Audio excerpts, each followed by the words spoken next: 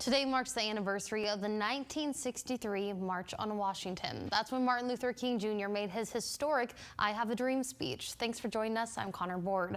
Thousands gathering today wondering if that dream came true, demanding an end to racial injustice and police brutality. Our Fox News correspondent Lauren Blanchard has more.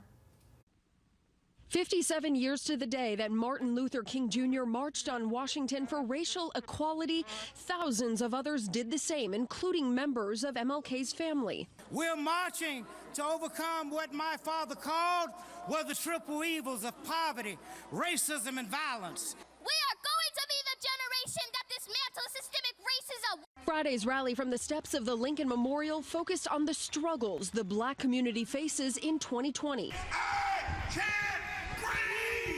Emotional pleas from family members of those killed and injured by law enforcement. Educate yourself and protect the black family unit, period. The deaths of George Floyd. How would the history books remember you?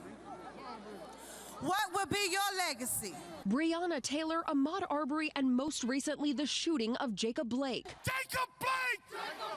Have sparked increasing unrest and protests this year across the nation. I ask everyone to stand up. No justice!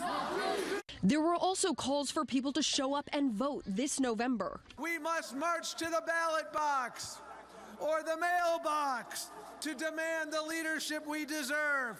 The rally ending with a march from the Lincoln Memorial to the MLK Memorial. Obviously, there were concerns of packed crowds during a pandemic. Everyone entering was temperature checked, and event organizers asked people from high-risk areas to stay home. The White House Chief of Staff on Friday stood by the president's assertion that his administration has done more for minority communities than any president in recent history. In Washington, Lauren Blanchard, Fox News.